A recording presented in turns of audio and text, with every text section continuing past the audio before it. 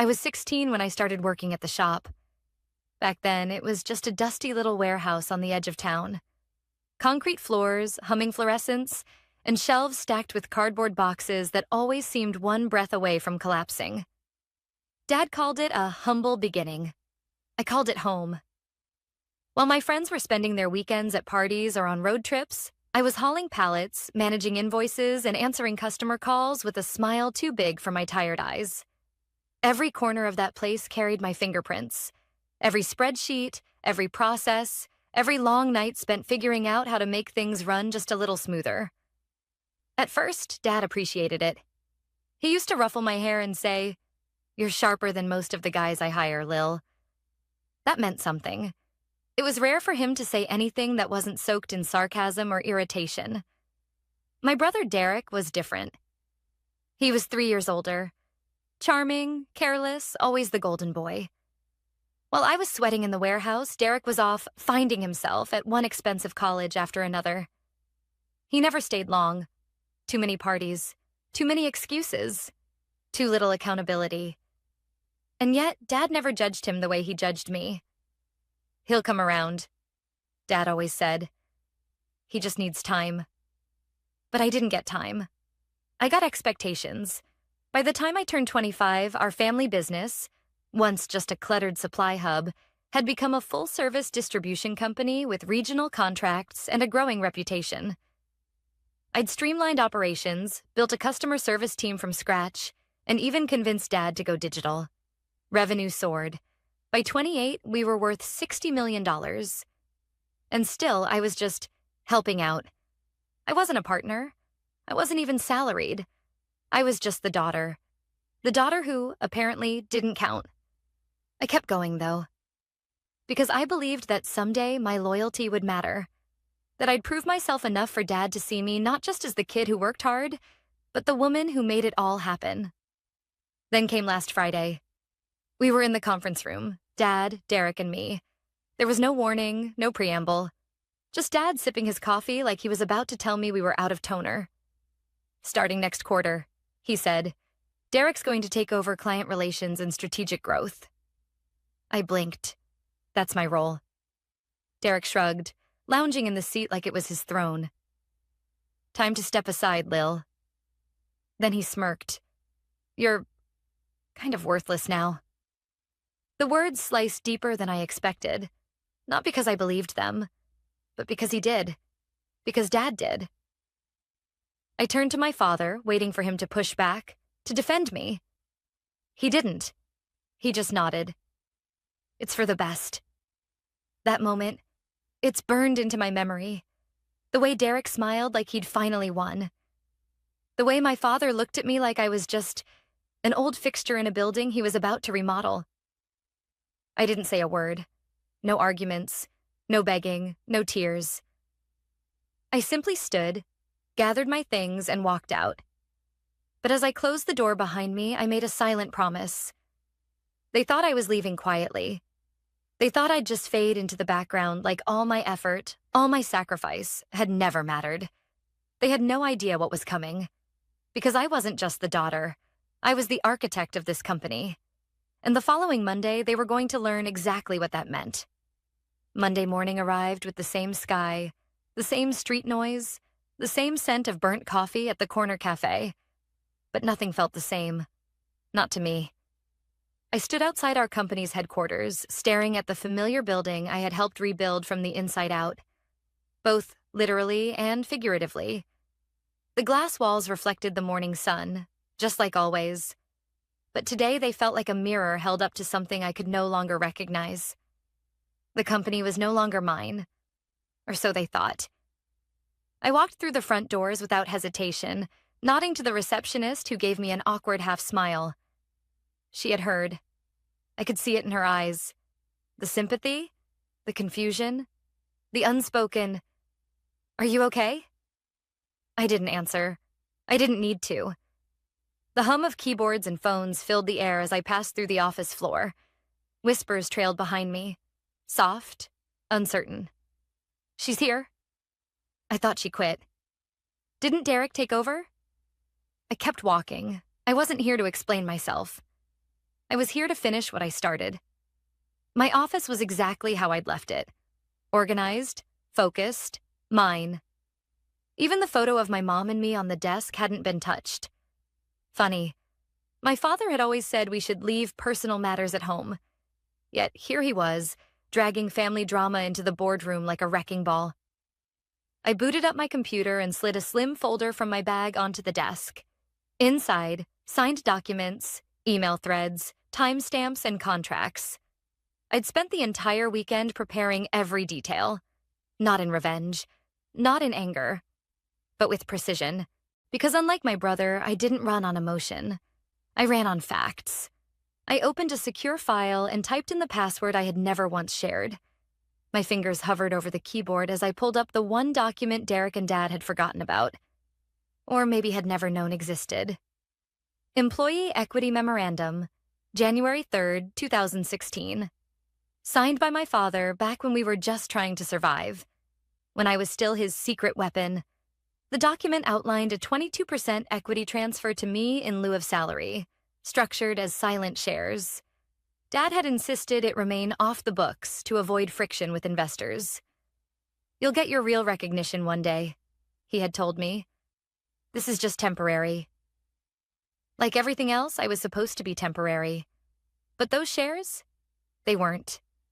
And combined with a quiet 18% gifted by my late mother in her estate, a fact neither Derek nor Dad had ever bothered to confirm, I was now the largest individual shareholder in the company, 40%. That was no longer just a voice in the room. That was power, real power. I didn't plan to swing it wildly. I didn't want chaos. I wanted truth. At exactly 10 a.m., I requested an emergency meeting with the board. 10 minutes later, my father stormed into my office without knocking. Derek followed, trailing arrogance like cheap cologne. "What the hell do you think you're doing?" My father snapped. His voice was low, sharp. "Taking care of unfinished business," I replied, calm as ever. "You left," Derek cut in. "Everyone saw it. That means you've stepped down." I turned my monitor so they could see the document glowing on the screen. I watched their faces closely. The slight twitch in Dad's jaw, the confusion giving way to panic in Derek's eyes. "What is that?" my father asked. I tapped the screen. "That's the memorandum you signed 9 years ago. You gave me equity, Dad. Silent shares, but binding nonetheless." He leaned closer, squinting at the digital signature. "This was supposed to be temporary. You never put an expiration date on it." "And what does this change?" Derek stammered, suddenly less confident. I slid the folder across the desk. "It changes everything." They opened it. Inside were copies of emails, legal confirmations, and most importantly, the formal notice calling for a shareholder vote on leadership roles within the company. "I've already contacted the board," I said quietly. "They'll convene in 30 minutes. We're going to vote." Dad stared at me like he'd never seen me before. Derek sputtered something under his breath, but I wasn't listening anymore. Because in that moment, I realized something. They had spent so long seeing me as the girl who helped, the sidekick, the spare. But I wasn't that anymore. I never had been. They were just too blind to notice. My father opened his mouth to speak, but I raised a hand. "Save it," I said. "You've had years to appreciate what I did for this company. I'm done explaining myself." Silence stretched between us, thick and uncomfortable. Then, finally, my father said, "You're making a mistake." "No," I replied, rising from my chair. "I'm correcting one." And with that, I walked out of the office, folder in hand, toward the boardroom. Toward the truth. Toward the battle I had been preparing for all along. The boardroom was cold, not in temperature, though the AC always seemed a few degrees too strong, but in energy. Conversations quieted the moment I stepped inside. Half the executives avoided my eyes. The other half looked straight at me, carefully, as if trying to gauge what kind of storm I was bringing in with me. I took my usual seat at the table. Not at the far end where Dad always sat. Not beside him either. The head of the table, my rightful place. Dad and Derek entered a moment later, their expressions stiff. My father's mouth was set in a tight line, like he was preparing to issue orders. Derek, meanwhile, couldn't even hide the irritation flashing in his eyes. He dropped into a chair, slouched back, and muttered under his breath. "Drama queen." I ignored him. The board members exchanged polite greetings, awkward smiles, nods, the kind of surface-level civility that only exists when everyone in the room knows something serious is about to go down. "Let's begin," I said, my voice steady. My father cleared his throat, clearly trying to take control. "Before we get ahead of ourselves, I'd like to clarify something." "We're not here for clarification," I interrupted. "We're here for a vote." One of the senior board members, Elaine Chambers, shifted in her seat. She had been with the company since before I was born. Always professional, always neutral. "Lily," she said carefully, "we haven't received official notice of leadership changes. This feels sudden." "It's not sudden," I replied. "It's overdue." I tapped my tablet, projecting a document onto the wall screen. "Proposal, leadership realignment vote." Underneath in bold, "Per the shareholder voting rights agreement, revised 2019. Any holder of more than 25% equity may call for a formal vote on leadership restructuring, with a simple majority required for action." Every head in the room turned toward my father. He didn't speak. Instead, I kept going. "I currently hold 40% of Harper Distribution through a combination of silent equity and inheritance from my late mother's estate. All of it is legally documented and confirmed." I paused. Let it sink in. Derek straightened up, suddenly alert. "Wait, inheritance?" I turned to him, calm but direct. "Mom left me her shares. Maybe if you'd paid attention to anything other than your vacations and credit card bills, you would have known." He flushed but said nothing. I continued.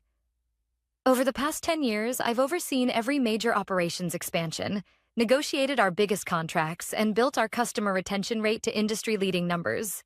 I'm not stepping aside." A murmur passed through the room. My father raised a hand.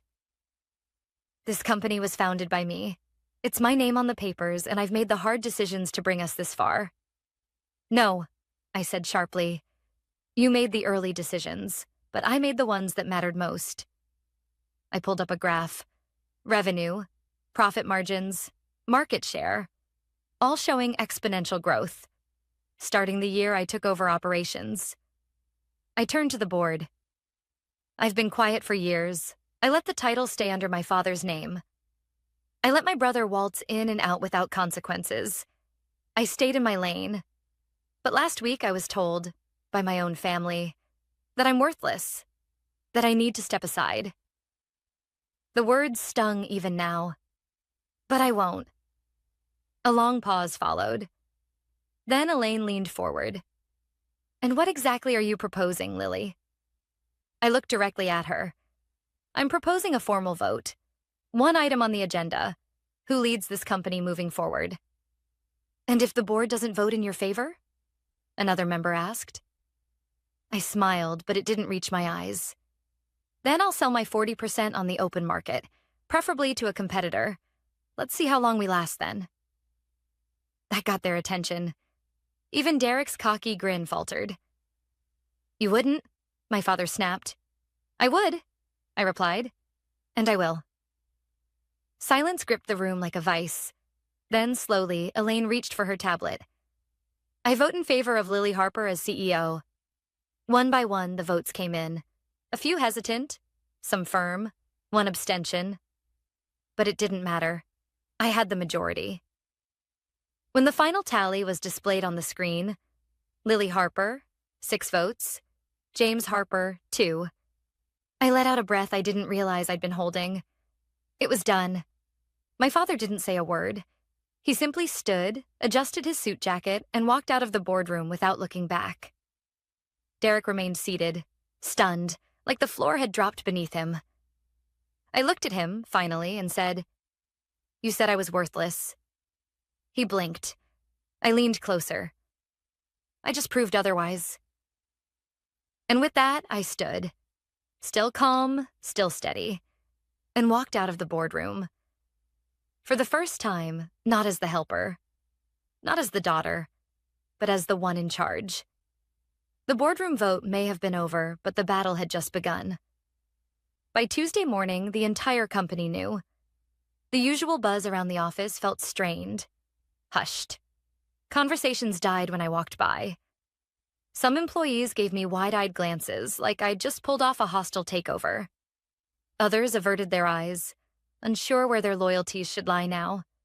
I understood. These were people who had worked under my father's rule for decades, who had seen Derek stroll through the halls like a prince in waiting.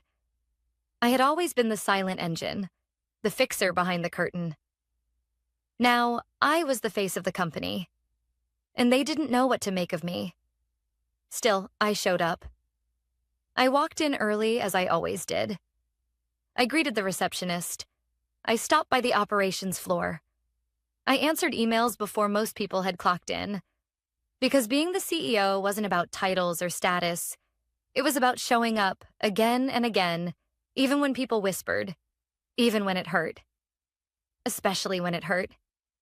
That afternoon, I found a note slipped under my office door. Just one line, written in rushed, all-caps scrawl. You think this is over? It's not. There was no name, but I didn't need one. It was Derek's handwriting. I stared at the note for a long time, then folded it in half and tucked it into the back of my notebook. Let him rage. Let him fume. He didn't understand that I hadn't won through manipulation. I had won by preparing, by showing up when it counted, by doing the work he had always avoided. But Derek wasn't the only one who couldn't handle what happened.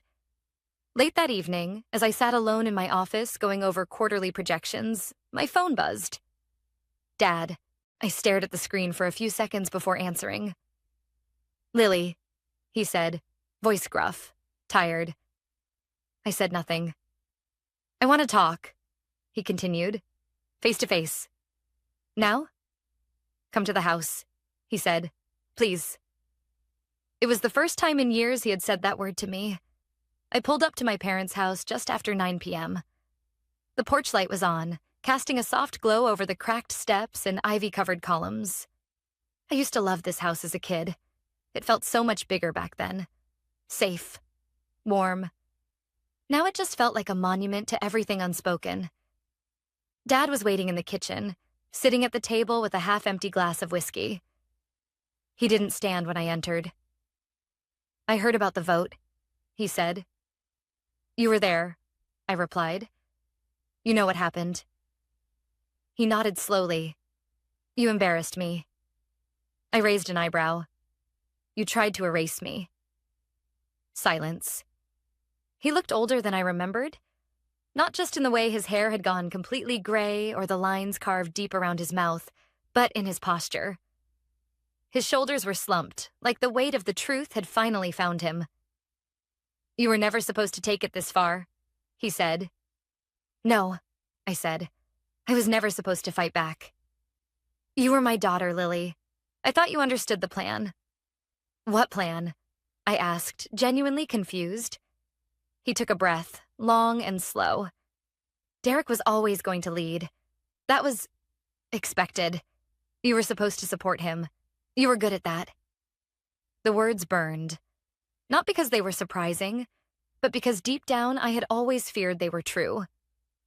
I built this company, I said, voice trembling now. I was here when you couldn't pay the electric bill. I was the one who stayed late when the trucks broke down. I found our first major supplier deal. And you still saw me as support? He didn't answer. You chose him, I said, quieter now. Even when he did nothing, even when I gave everything. My father looked away. He's my son. And I'm your daughter, I said, fire creeping back into my voice. But that was never enough for you, was it? The silence between us stretched until it was almost unbearable. Then he looked back at me. You were always the better leader, he admitted, but I didn't think the world would follow a woman's lead. The confession hit me like a punch. It wasn't personal, not really. It was generational, systemic. He didn't trust the world to accept me, so he never gave me the chance to prove it could. But I did anyway. And that terrified him. I stood up. "You were wrong," I said. "The board followed me. The clients will follow me. The world already is." He nodded once. "So what now?" I looked him in the eye. "Now I lead. You can accept it or get out of the way." Then I turned and walked out, not waiting for his response, because I had already heard everything I needed. I had won the vote. But the war for respect, that was still underway. And I wasn't done yet. By Thursday, the shift in energy around the office had turned from uncertainty to tension. It was in the way conversations stopped when I entered a room, in the quick glances traded in the hallway, in the senior manager who suddenly forgot to include me in the morning strategy meeting. Derek hadn't left quietly. Instead, he'd done what he always did, manipulated from the shadows. I heard whispers that he'd been meeting with a few department heads over drinks, trying to reassure them during this chaotic time, painting himself as the rightful heir, the stabilizing presence, the prince trying to rally the court. It was laughable, but it was also dangerous, because power in a company isn't just about titles or board votes, it's about perception. And Derek knew how to spin a story. That afternoon, I got a call from Linda, our head of PR. She sounded nervous. "There's a rumor going around," she said, voice low, "that you're planning to sell the company." I froze. That was never the plan. "What?" I asked, incredulous. "Derek's telling people you only forced the vote to increase your stock value before offloading everything to an outside firm. He's hinting at layoffs, uncertainty, the works." I closed my eyes and breathed in slowly. Classic Derek. If he couldn't lead, he'd burn the place down trying to prove no one else should either. "Schedule a company-wide meeting," I said. "Tomorrow morning, everyone, I want every single department present." She hesitated. "That's going to raise more questions." "Good," I said. "Let's answer them." Friday morning, 9 a.m., sharp. I stood at the front of our largest conference hall, a space usually reserved for shareholder updates and client presentations. Today, it was filled with over 100 employees, some standing along the back wall, others crammed into folding chairs. I had never addressed them all like this before. Not as CEO, not as Lily Harper, the woman who had just torn down the legacy power structure that had defined the company for decades. I stepped up to the mic. No notes, no script. Just truth. "I know a lot has happened in the past week," I began, "and I know many of you are wondering what this means for the company, for your departments, for your future here." The room was silent. Good. They were listening. "So let's clear the air," I continued. "No, I'm not selling the company. No, I'm not planning layoffs. And no, this isn't about a power grab." I let my gaze move across the room. This is about evolution. For too long, this company was stuck in old ways of thinking. Leadership based on family name instead of skill. Decisions made behind closed doors instead of in the best interest of our employees. I'm not here to play games. I'm here to lead, and I want to show you what that actually means. I gestured to the screen behind me. A presentation lit up. Simple, clean, direct. Harper 2.0. The next 10 years, I walked them through the plan. New market expansions, an employee profit-sharing program, leadership development for women and underrepresented staff, remote flexibility options, tech upgrades to make their jobs easier, not harder, real change, tangible, measurable. By the time I finished, the room was no longer silent. People were nodding, whispering, leaning toward each other with wide eyes. But I wasn't done. "I know some of you have heard rumors," I said, voice hardening just slightly. "You've been told I forced my way into this role, that I don't know how to lead, that I'm here to cash out." I paused. "I want you to know something. I gave up most of my 20s for this company. I missed birthdays, relationships, sleep. I didn't do that to flip a paycheck. I did it because I believe in what we can become. And if anyone here doesn't believe I'm the right person to lead us forward, my door is always open. A quiet laugh broke the tension. Just one, then a few more. Then a single clap, and another. Until the entire room was applauding. Not polite, not forced, but real. It's strange how quiet victory can feel. Not the movie version. The cheering, the champagne, the celebratory dinners. Number real victory, the kind you earn inch by inch, sacrifice by sacrifice, is quieter. Like stepping into a room you've spent years building, only to finally realize it's yours. That following Monday, I arrived at the office early again, just like I always had. But for the first time, no one questioned it. No stares, no whispers, just quiet respect and presence. Derek didn't show up that day, or the next. Eventually, HR confirmed he'd cleared out his office. Left a note. No goodbyes. Just a statement about pursuing new opportunities. Classic Derek. When things didn't bend to him, he disappeared. No responsibility, no accountability. Just a mess for someone else to clean up. Dad, however, didn't disappear. On Friday, I found him waiting for me in the lobby. Not in his usual crisp suit, but in jeans and a windbreaker. Casual. Small. "I'm not here to fight," he said. "Then what are you here for?" "To talk." We went to the conference room. The same one where I had taken my seat at the head of the table. The same place where the balance of power had shifted forever. "I thought I had time," he said. "Time to teach Derek how to lead. Time to ease you into something softer." Softer? He looked at me, but not with judgment this time. More like realization. "I didn't think you'd outgrow the role I had imagined for you." I let the silence settle before answering. "I didn't outgrow it," I said. "You just never looked close enough to see what I was already doing."